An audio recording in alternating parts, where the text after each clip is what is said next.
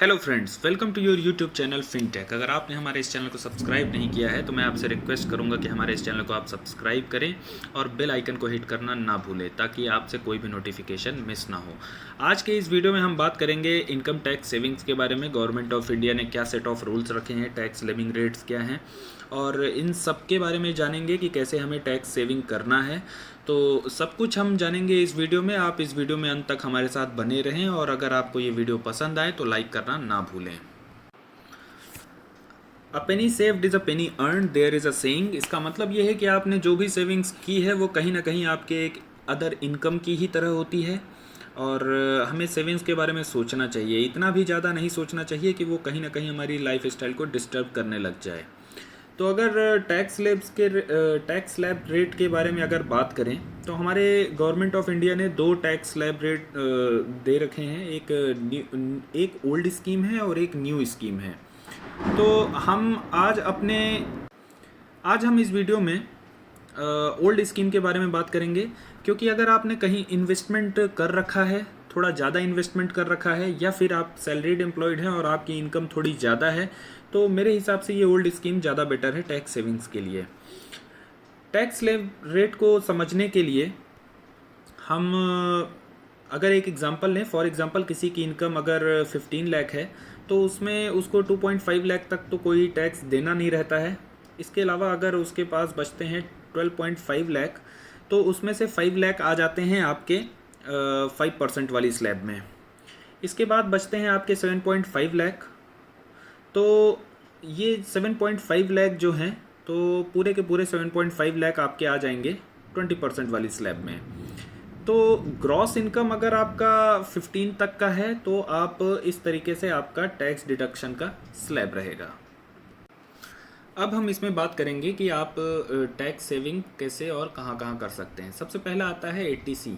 80C में suppose कीजिए कि अगर आप सैलरीड एम्प्लॉयड हैं और आप का ईपीएफ भी डिडक्ट हो रहा है कुछ ना कुछ, तो ईपीएफ भी आपका 1.5 लाख तक की सेविंग्स में कंट्रीब्यूट करता है।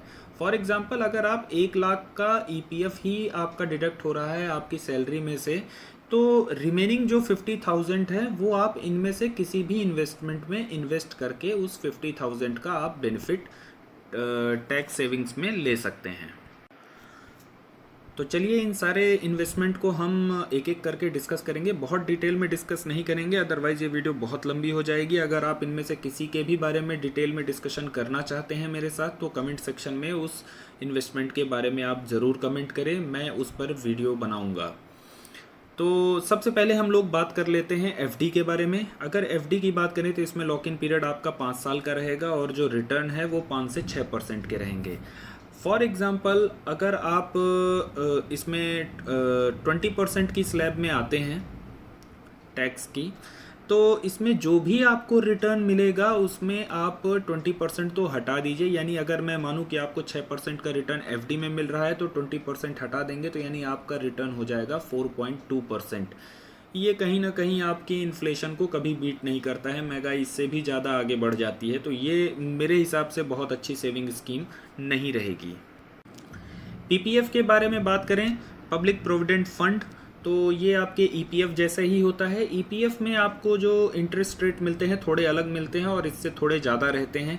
आई थिंक अभी इस समय पर 8.5% के आसपास ईपीएफ में रिटर्न्स के जो इंटरेस्ट रेट चल रहे हैं वो ये हैं। पीपीएफ में गवर्नमेंट ऑफ इंडिया ने 7% कर दिया है।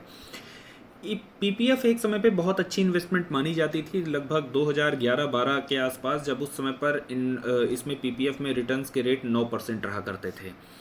इसमें एक बहुत ही अच्छी बात यह है कि ये आपका एग्जेम्प्ट और एग्जेम्प्ट की कैटेगरी में आता है। यानी कि इस पीपीएफ में आप जो भी इन्वेस्टमेंट करते हैं, लॉक इन पीरियड 15 साल का होता है और 15 साल की मैच्योरिटी के बाद आपको जो भी अमाउंट मिलता है वो पूरा टैक्स फ्री रहता है। पीपीएफ का अकाउंट ये जो है ये गवर्नमेंट ऑफ इंडिया के द्वारा इसको फैसिलिटेट किया जाता है। इसमें रिटर्न्स आपके फिक्स होते हैं। ये अकाउंट आप किसी भी बैंक में, इवन ऑनलाइन आज तो आप अपने मोबाइल के द्वारा भी खोल सकते हैं। इसमें मिनिमम इन्वेस्टमेंट आपको 500 करनी होती है और मैक्सिमम आप 1.5 लाख पर ईयर कर सकते हैं। ये स्कीम पहले के टाइम में बहुत अच्छी हुआ करती थी। क्योंकि ईपीएफ के साथ साथ लोग वीपीएफ में भी, वीपीएफ यानी वॉलेंटरी प्रोविडेंट फंड, वीपीएफ में भी कंट्रीब्यूट करते थे। इसमें आप अपनी सैलरी का 75% तक कंट्रीब्यूट कर सकते हैं, जिसमें आपके रिटर्न्स ईपीएफ जैसे ही होते थे। एक बहुत ही इनॉर्मस अमाउंट ऑफ वेल्थ लोगों ने क्रिएट किया है इस वीपीएफ और ईपीएफ के तगड़े कॉम्बिनेशन से। कंपाउंडिंग का बहुत ही अच्छा बेनिफिट इसमें मिला करता था और उससे एक बहुत ही अच्छा वेल्थ भी क्रिएट हुआ है। लेकिन गवर्नमेंट ने अब इस रूल्स में थोड़ा सा इन्होंने फेरबदल कर दिया है, थोड़े चेंजेस कर दिए हैं। अब अगर आप ईपीएफ, वीपीएफ और अगर आपका एनुअली इन्वेस्टमेंट 2.5 लाख से ज़्यादा है तो 2.5 लाख के ऊपर जितना भी इन्वेस्टमेंट होगा उसमें आपके जो रिटर्न्स आएंगे उस पर आपको टैक्स देना होगा। इसके पहले ये नहीं था। इसका मतलब ये था कि आप ईपीएफ में तो सेव कर ही रहे हैं, आप पीपीएफ का भी अकाउंट खुलवा के उसमें टैक्स फ्री रिटर्न्स ले सकते थे। इसके अलावा अगर आपके पास और भी सेविंग्स हैं तो आप वीपीएफ में भी डाल सकते थे और उस समय पर इनके इंटरेस्ट रेट काफ़ी अच्छे हुआ करते थे, लगभग 9% के आसपास। ज़्यादा डिटेल में मैं इसके बारे में अब बात नहीं करूंगा। अगर आपको इस पर एक डिटेल्ड वीडियो चाहिए तो आप कमेंट सेक्शन में ज़रूर कमेंट करें। इसके अलावा आप नेशनल सेविंग सर्टिफिकेट्स में भी आप इन्वेस्टमेंट करके 1.5 लाख का बेनिफिट ले सकते हैं, अप टू 1.5 लाख। इसमें भी आपका जो लॉक इन पीरियड है 5 ईयर्स का है, रिटर्न्स लगभग 7 से 8% है। इसके अलावा आप एनपीएस में भी ले सकते हैं इन्वेस्टमेंट। अगर आपका 1.5 लाख नहीं हो रहा है, आप इधर नहीं कर रहे हैं इन्वेस्ट, इधर भी नहीं कर रहे हैं, यहाँ भी नहीं करना चाह रहे हैं, तो आप एनपीएस में इन्वेस्टमेंट कर सकते हैं। एनपीएस में लॉक इन पीरियड रहता है आपका 60 साल की एज तक, यानी लगभग रिटायरमेंट तक आपका रहता है। और एनपीएस आपके एक म्यूचुअल फंड की ही तरह होता है। इसमें आपका एक फंड मैनेजर रहता है जो आपके फंड को मैनेज करता है। एनपीएस में जब भी आप इन्वेस्ट करते हैं तो वो आपका पैसा 2 जगह एलोकेट होता है। वो एलोकेशन भी आप ही डिसाइड करते हैं कि इक्विटी में कितना पैसा जाना है, इक्विटी यानी स्टॉक मार्केट, और डेट में कितना पैसा जाना है। ये इक्विटी में आप मैक्सिमम 75% तक का इसमें आप एलोकेशन कर सकते हैं। इसके अगर रिटर्न की बात की जाए तो इसमें जो रिटर्न है आप एक्सपेक्ट कर सकते हैं लगभग 10 से 14%। इसमें इक्विटी में आपको रिटर्न्स कभी बहुत अच्छे मिल सकते हैं, 20-25% भी मिल सकते हैं, और कभी उतने अच्छे भी नहीं मिल सकते हैं, 5-7% भी मिल सकते हैं। तो ये मार्केट पे डिपेंड करता है, शेयर मार्केट कैसे इसको ड्राइव कर रहा है। और इसीलिए इसमें ऑन एन एवरेज 10 से 14% की बात की गई है कि अगर आप, क्योंकि डेट में थोड़े कम आपको रिटर्न्स मिलते हैं बट उसमें स्टेबल रिटर्न्स रहते हैं, तो वो ऑन एन एवरेज करके आपको 10 से 14% के रिटर्न्स दे देगा। अगर निफ्टी 50 की बात करें तो अगर उसका CAGR देखें निफ्टी 50 का ईयरली, तो वो निफ्टी 50 ने हर साल लगभग आपको 12% के रिटर्न्स उसने बना के दिए हैं। तो ऑन एन एवरेज आप मान सकते हैं कि आपको 10 से 12% एनपीएस में रिटर्न्स मिलेंगे। ये रिटर्न्स आपके पार्शियली टैक्सेबल हैं, पूरा 100% टैक्स फ्री नहीं है। इसमें आपको एन्युइटी और लमसम डिसाइड करना होता है कि जब आपका ये लॉक इन पीरियड ख़त्म होगा तो आपको कितना लमसम अमाउंट मिलना है, और एन्युइटी ये डिसाइड करती है कि आपको कितना उसमें उस एन्युइटी के हिसाब से पेंशन मिलेगा।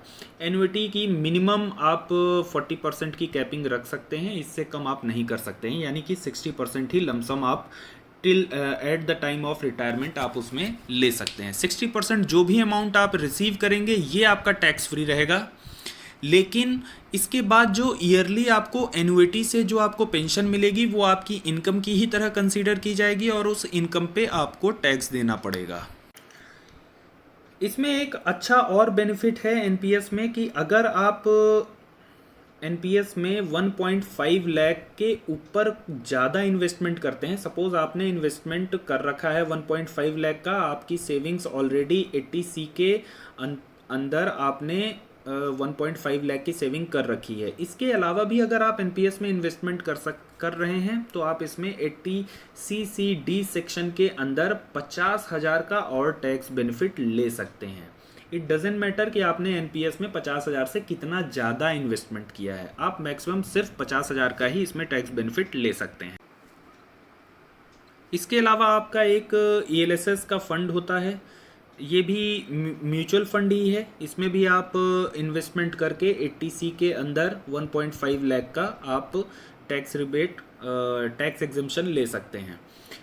इसमें ये भी आपका ई कैटेगरी में आता है, लेकिन इसमें भी आपकी कंडीशन है कि आपका जो रिटर्न है वो 1 लाख से ऊपर नहीं होना चाहिए एनुअल। तो लॉक इन पीरियड इसमें 3 साल रहता है।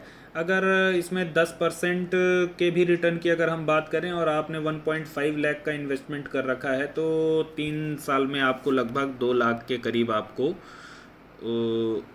आपका ये जो अमाउंट हो जाएगा, यानी लगभग आपका 40 से 50 हज़ार के करीब आपके रिटर्न रहेंगे इसमें। इसके अलावा आप यूलिप में भी कर सकते हैं इन्वेस्टमेंट। 5 साल का लॉक इन पीरियड रहता है और ये प्लान के अकॉर्डिंगली इनके इंटरेस्ट रेट्स जो हैं वो चेंज होता है। सुकन्या समृद्धि योजना, अगर आप शादीशुदा हैं और आपकी एक बेटी है तो उसके नाम से आप ये एक योजना ले सकते हैं। इस स्कीम में उसका जो लॉक इन पीरियड रहता है वो लड़की के 21 साल की एज तक का रहता है। जब वो लड़की 21 साल की हो जाएगी तो फिर ये आपकी जो योजना है ये मैच्योर हो जाएगी। इसमें आपके जो रिटर्न्स रहते हैं ठीक ठाक रिटर्न्स है। सीनियर सिटीजन स्कीम है, इसमें भी आपका लॉक इन पीरियड 5 ईयर का रहता है और रिटर्न्स जो हैं आपके 7.4% के रहते हैं। ये सारी वीडियोस मैं आपको डिटेल में भी बना के दे दूंगा। अगर आप कहेंगे कमेंट सेक्शन में उस पर कमेंट कीजिए कि आप किस टॉपिक पर अब वीडियो चाहते हैं। 80C के अलावा 80CCD में 50,000 का एक्स्ट्रा आपको टैक्स बेनिफिट है। NPS ये मैंने आपको पहले ही बता दिया है। इसके अलावा अगर आप हेल्थ इंश्योरेंस का प्रीमियम पे कर रहे हैं, तो अगर आप सेल्फ के लिए पे करते हैं तो आपको 25,000 का इसमें टैक्स बेनिफिट हो जाएगा। सीनियर सिटीजन है तो टैक्सेबल इनकम में वो 50,000 अपना रिड्यूस करा सकते हैं अगर वो हेल्थ इंश्योरेंस का प्रीमियम पे कर रहे हैं।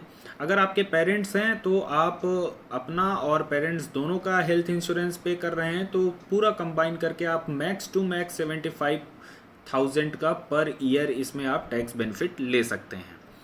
अगर आप रेंट पे करते हैं, HRA पे कर रहे हैं, तो उसमें भी आप टैक्स बेनिफिट ले सकते हैं। इसमें भी कुछ सेट ऑफ रूल्स हैं और इसमें भी अच्छा खासा अमाउंट आप HRA मतलब इसमें बेनिफिट ले सकते हैं।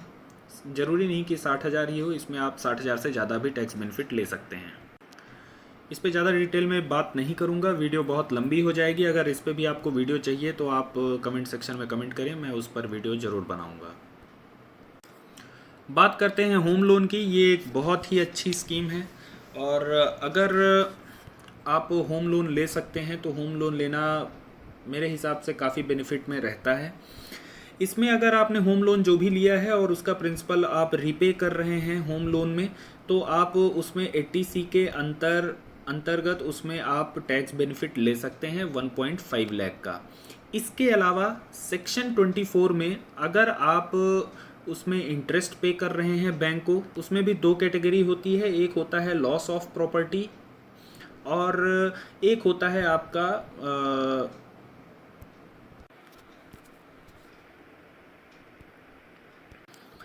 इसमें एक और एडवांटेज ये है कि अगर आपके नाम पर कोई होम पहले से नहीं है और आप अपना पहला होम लोन ले रहे हैं जिसका अमाउंट 45 लाख से कम है, तो उस पर आपको एडिशनल 1.5 लाख का टैक्स डिडक्शन मिलता है। यानी कि अगर हम बात करें टोटल कितना होम लोन में टैक्स रिबेट हो जाता है, तो 80C में आपको 1.5 लाख हो गया, इंटरेस्ट में आपको 2 लाख हो गया और एडिशनल चूँकि आपका ये पहला होम लोन था, आपके नाम पे कोई दूसरा घर नहीं है, तो उस पर एडिशनल 1.5 लाख, यानी कि टोटल आप इसमें 5 लाख तक का टैक्स बेनिफिट ले सकते हैं। यानी अगर आपकी टैक्सेबल इनकम 10 लाख है तो उसमें 5 लाख माइनस कर दीजिए तो सिर्फ 5 लाख में ही आपको टैक्स देना रहेगा। तो ये काफ़ी अच्छा स्कीम होता है होम लोन का। इसमें इंटरेस्ट रेट भी काफ़ी कम होते हैं और मुझे काफ़ी पसंद है ये। इसके अलावा सेविंग्स अकाउंट की बात की जाए तो अगर आपके पास सेविंग अकाउंट है और बैंक उसमें आपको एनुअली 10,000 से ज़्यादा इंटरेस्ट दे रहा है, तो उस एक्सीडेड अमाउंट पे आपको टैक्स देना पड़ेगा। अगर 10,000 से कम है तो आपको कोई टैक्स नहीं देना है। चैरिटी की बात की जाए तो अगर जैसे अभी कोरोना के टाइम में प्राइम मिनिस्टर कंट्रीब्यूशन का स्कीम आया हुआ था जिसमें सभी लोगों ने कुछ ना कुछ पैसे डोनेट किए थे, वो टैक्स फ्री रहते हैं। उसमें डोनेशन के बाद आप उसको जो भी आपका टैक्सेबल इनकम है उसमें उस अमाउंट को आप रिड्यूस करा सकते हैं। केरल में जब बाढ़ आई थी तो उसके टाइम पे भी कुछ कंट्रीब्यूशन मांगा गया था, उसमें भी अगर आप कंट्रीब्यूट करते हैं तो ऐसे कुछ जो चैरिटेबल अमाउंट होते हैं उसमें आप टैक्स रिबेट ले सकते हैं।